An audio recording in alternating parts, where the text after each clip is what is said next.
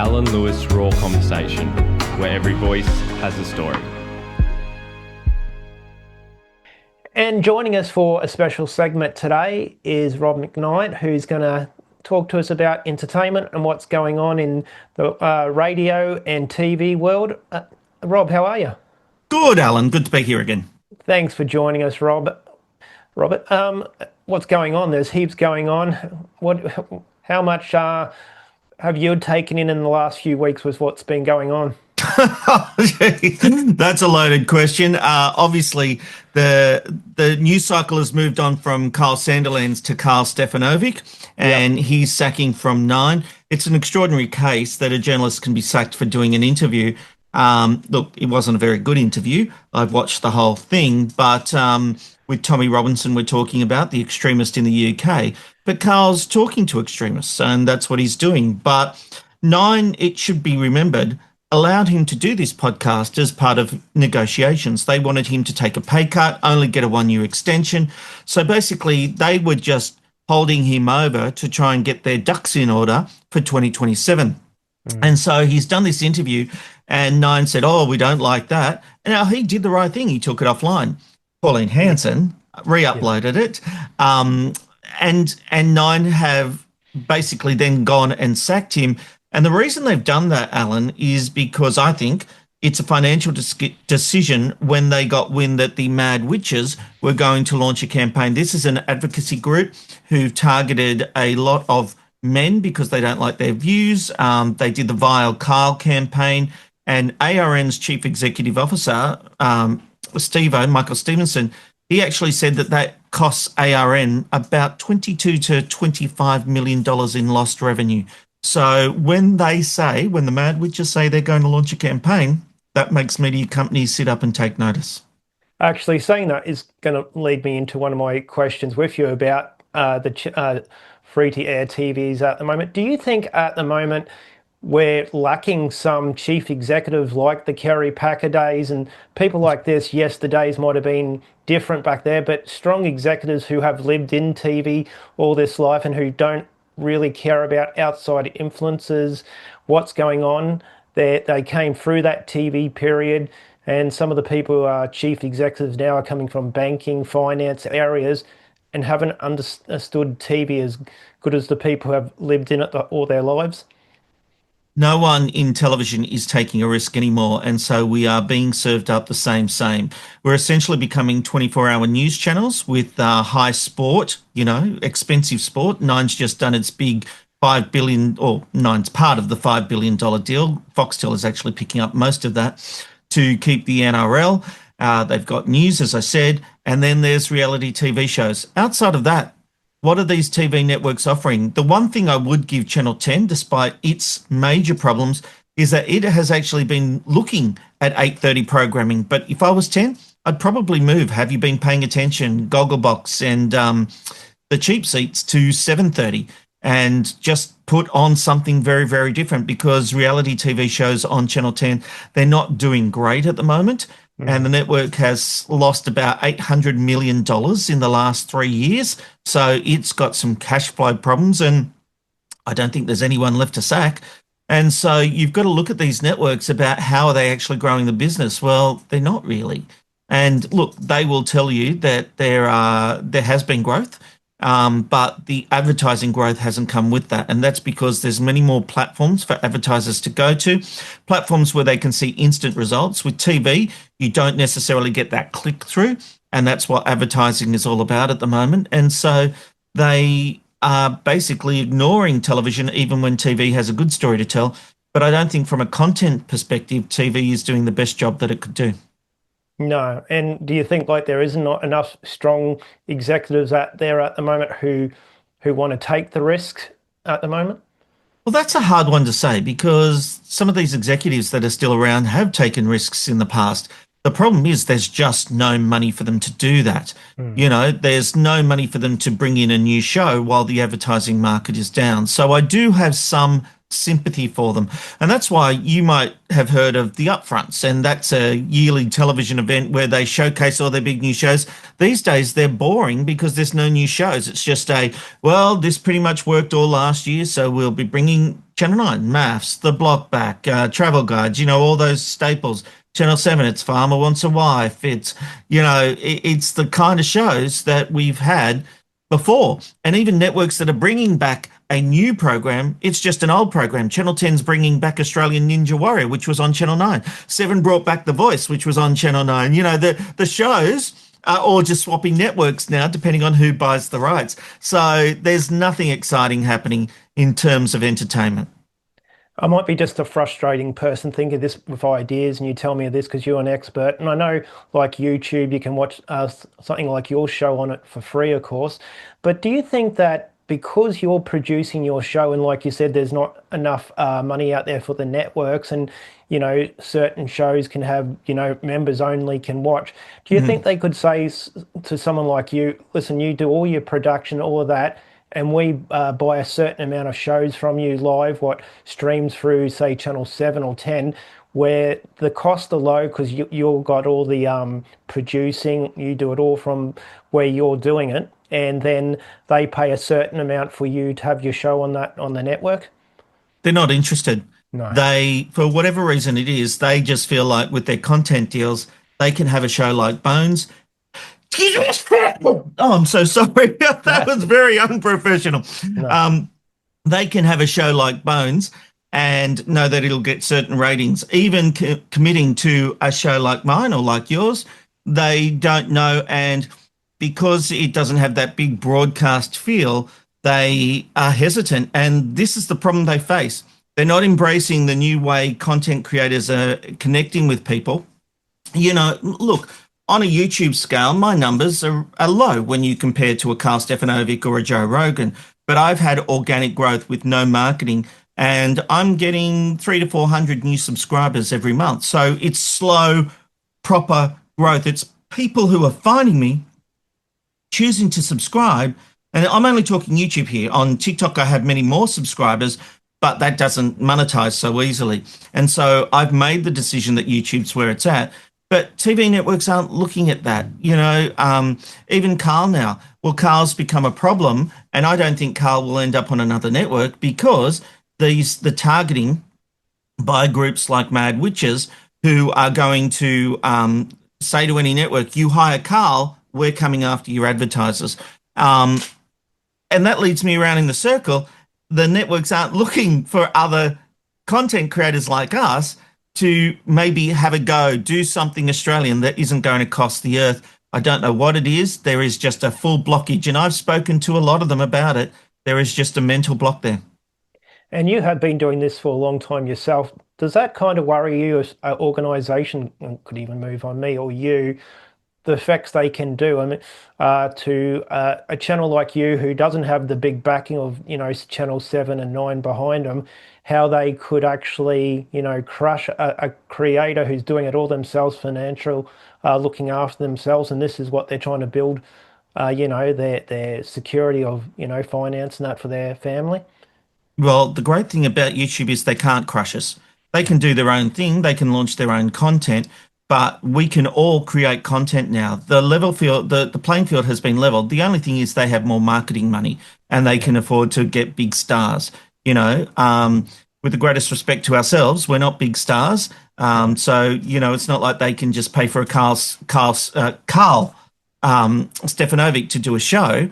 But the problem is that they're not interested in that space. They'll become interested in it when it's too late. And content creators like us are making all the money we need from YouTube. And we'll go, why would we go to broadcast TV when we're just going to take a pay cut? I just think it's becoming a wasteland. Yeah, no. Moving on to Kyle Sandlin's now. What did you think about him settling his case? What were your thoughts of him settling? I mean, do you feel like you would have done the same for what you have seen and you have heard in the background? I wouldn't have settled for what he settled for. Now, look, $12.3 million is nothing to be sneezed at, although I did just sneeze. But the thing is, he obviously had a couple of things. He had a cash flow problem. He was paying lawyers a lot of money, and he just wants to be able to get out there and do his own thing. So I get why he did it. But make no mistake, that deal was a big win for ARN. Not only did they get out, they would have factored in easily having to pay $20 million. Yeah. But they didn't have to. And they also get a piece of Kyle's profits from his new venture. So, I mean, I don't see how ARN can be considered a loser in this by any stretch of the imagination. And I'm not calling Kyle a loser. I'm just saying that I don't think it was. If he could have held out, I think he would have got a better deal. But time was not on his side, unlike Jackie. Jackie's in no rush to get back on air. Maybe she won't do anything. And she hasn't, she lives, considering the money she was on, her and Kyle led very different lifestyles in terms of flaunting their wealth. And she has the money to be able to pay for the lawyers and go after it. I think that she will get a lot more than Kyle, but it will take time. With Kyle's streaming network, do you think it's going to be? I mean, he's very smart what he's going to do and how he sets it up, and he's going to have some backers. Do you think he's going to run into some issues still with? I mean, like you said, the Mad Witches and that it mightn't be able to cause as much issues for him there, but it's going to take a little bit of still setting up with, in the background for security for how many people join at once, and then Kyle did have a few days off now and then when he was sick and that quite often on radio. And he's not going to probably be able to do that as much with streaming live and people paying for it directly to him. Yeah, I think that's a really interesting point. And the fact is, it depends on how he sets it up. I think, to be honest, I think he could have done a lot more than what he's doing. He could have set up a whole streaming service with multiple content creators, so it didn't just rely on him, but he could have been the star. But it feels like this is a rush service, and I don't know how much of the infrastructure they're putting in. I have my doubts about it. I don't have my doubts about him being able to get an audience. I have my doubts about the level of expertise involved in getting this happening from a creative and technical point of view. Yeah, and exactly. I thought, it might have been smarter, a bit like the Howard Stern and that kind of what is it? Serious. To come over and, even if Cole stuff and it came over too now to join him, if he brought his amount of people over and subscribers and had his own kind of show on that streaming network, you would get a lot of more people coming over joining at once. Look, I actually think it makes sense for Kyle to own it in the Australian market. Yeah. I don't see a problem with that. I just because of the conversations I've had, I have some slight concerns about the technicalities of it, but it's all doable. It just depends on time and resources.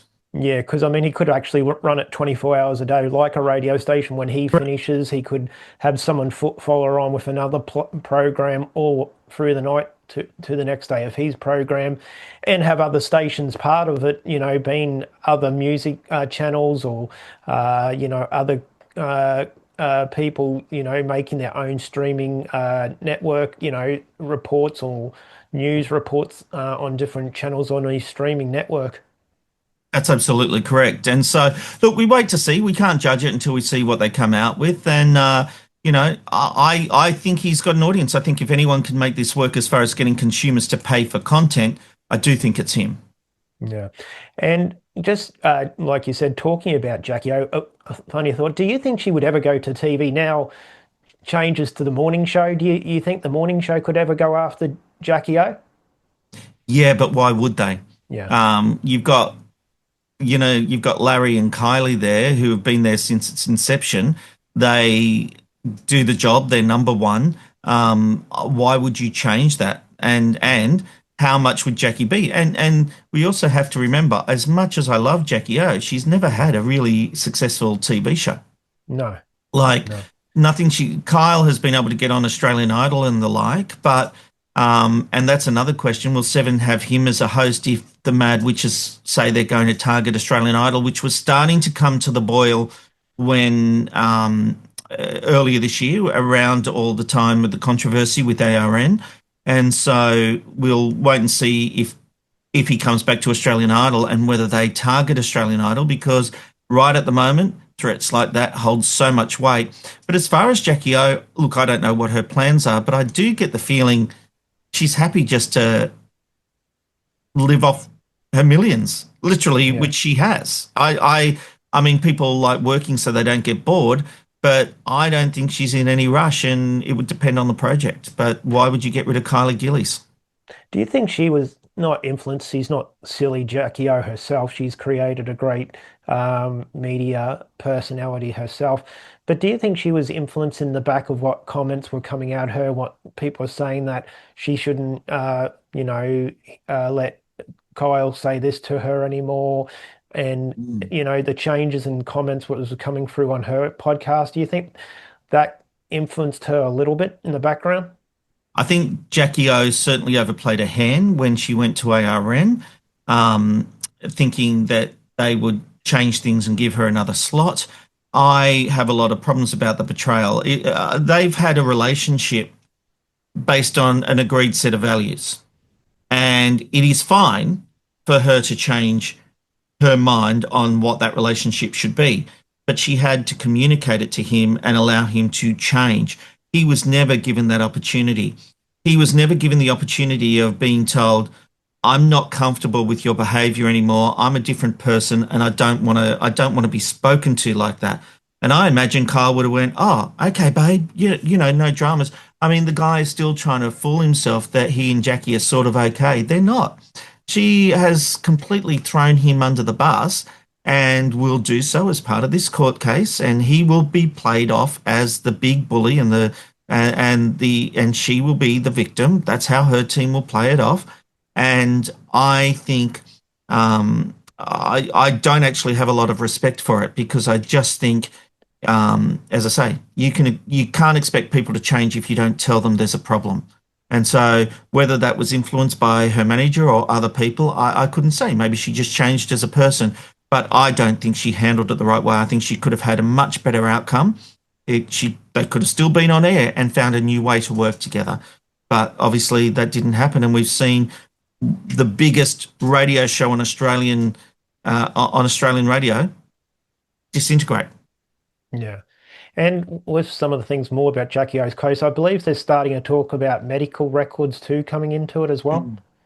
Yeah, so she'll be relying on a medical assessment, but ARN are having one of their doctors do a medical assessment. This is to do with the impact Kyle's actions had on her.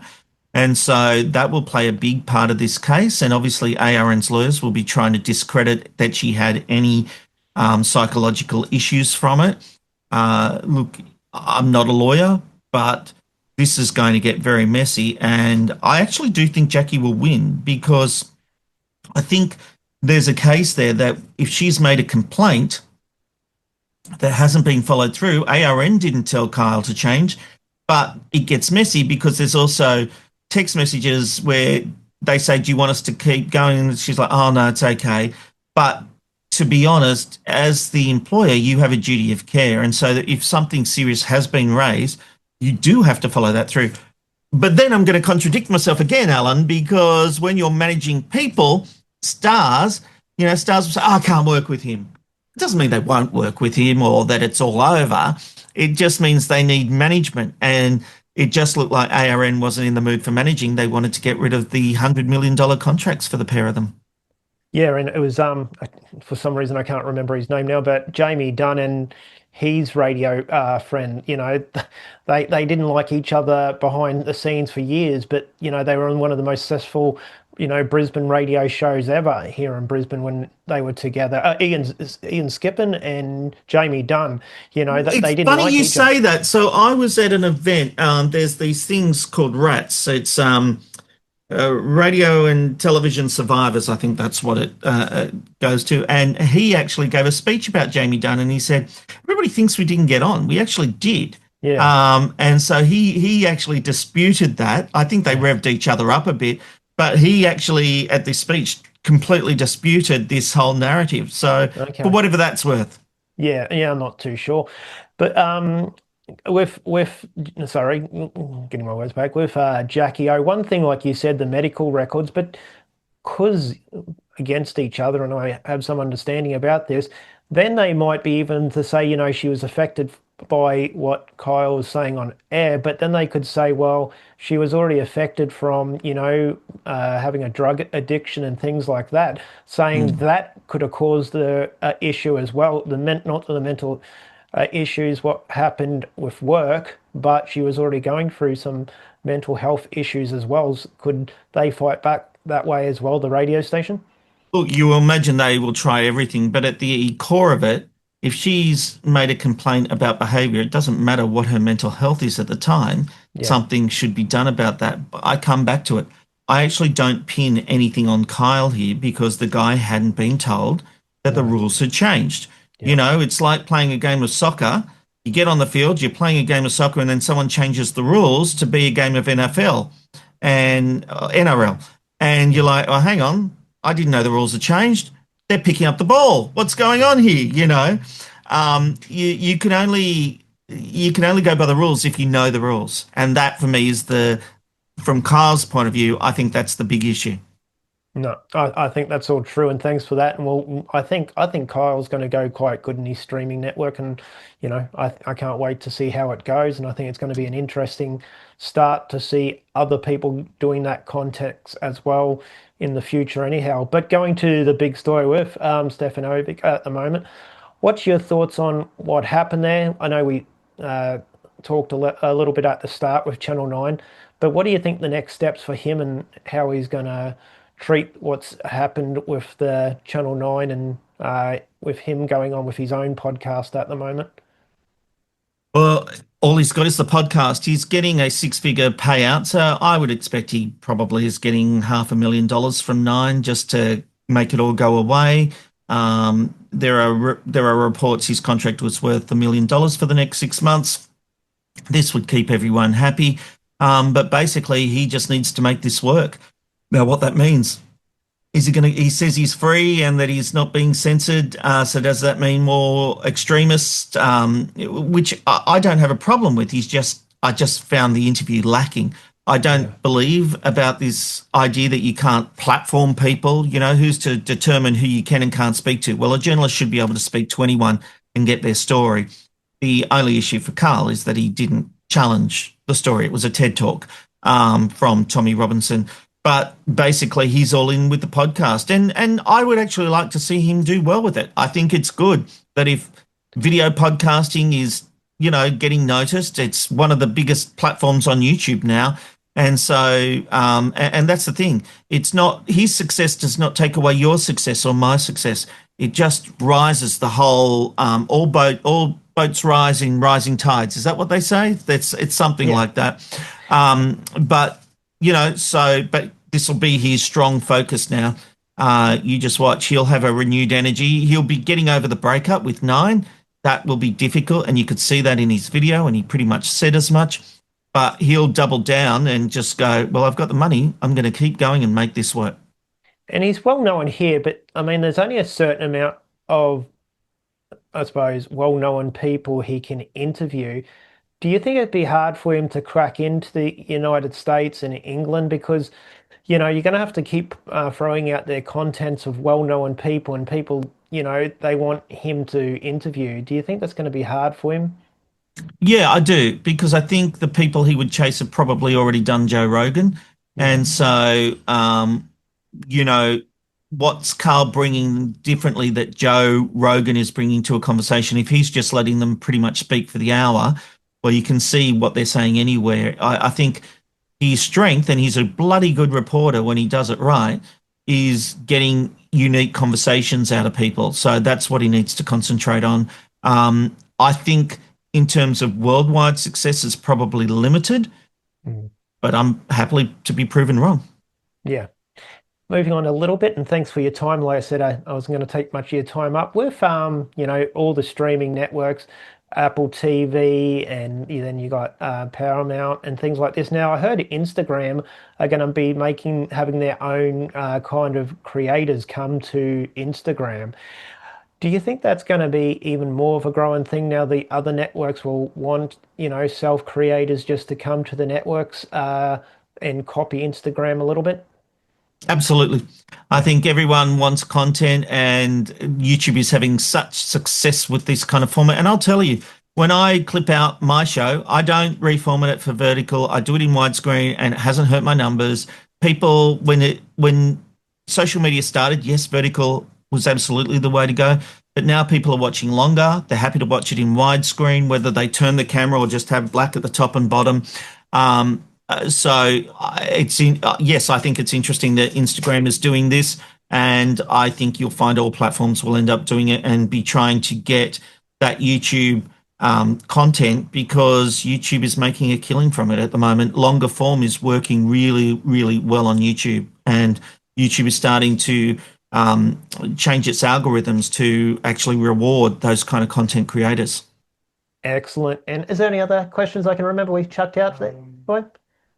Looking ahead over the next 12 months. Okay, and what with this is another big one. What's you think the prediction for like now for radio breakfast radio is with Kyle and Jackie O gone?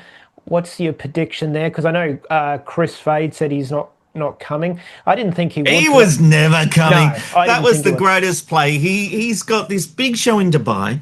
Yeah. He's not, like, why would he come to Australia to take over what was the biggest show here with an audience that doesn't know him? As successful and creative as he is, it was just a way of getting more money over there, and good luck to him.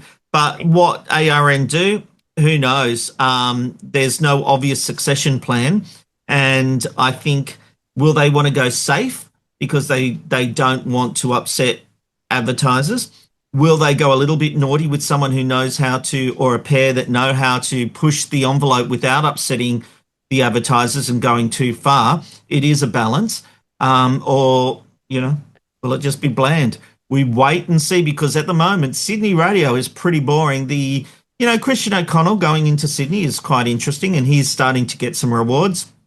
But the Kyle and Jackie O audience, I think the next radio survey will be very interesting. I think we'll see a lot more people leaving breakfast radio. We already saw that. I think, 132,000 left breakfast radio? I think that was the number. You might correct me on that. No, I think it was around that, yep. But I think we'll see more people just switching off their radio and going to a podcast, Spotify, things like that. Last two questions. If you had, this is a throw out there question, like you said, who would you pick to go on that show? Do you know any two people? I'd do it. Yeah, I would come with you. We could both do it. How's that? Brilliant. But I don't think there's any executive in Australia ready to take the chance on McKnight. We'll take $1 million each for the year, wouldn't we? So that'd be fine. Yeah. I'd be happy with that. Yeah, we'll make it, and we could even do it from home. They wouldn't even have to have us in the studio or anything. So no, that's good. So predictions for, like you said, TV. Do you think TV's still going to change a lot in the next 12 months? No, I think what we're seeing now will be the exact same in 12 months, and maybe with audiences going and advertising revenue declining again. The TV networks need to be able to tell their story, and they're not telling it very well. They're not convincing advertisers that it's the place to be. And until they do that, they're going to keep struggling. Okay, well, I hope I was so pleased that you could come and sit down just for this short little talk about entertainment and what's going on radio and TV. As I said, I know you're been around that area a lot, and I just wanted to hear your advice, and thanks for taking me up on that time. And if where can everyone find your show and everything at the moment? Can you let everyone to know where to find your show and the best way to hear you? Yeah, you can find me at youtube.com/@McKnight Tonight, MCKNIGHT. We're there every Monday to Thursday at 8 p.m. Tuesday nights, though, is Media McKnight, where we turn the tables on the media and have a look at what's going on. But otherwise, I discuss hot topics, do interviews, and it's a bit entertainment, a bit serious with political discussions, but you certainly get a mix and find out what's happening in the world. Excellent. I know I do listen to it. I really enjoy. You have a great rest of a Monday. And again, thanks for joining us and giving us a bit of entertainment talk. Good on you, Alan. Cheers. Okay, thanks, mate. Alan Lewis Raw Conversation, where every voice has a story.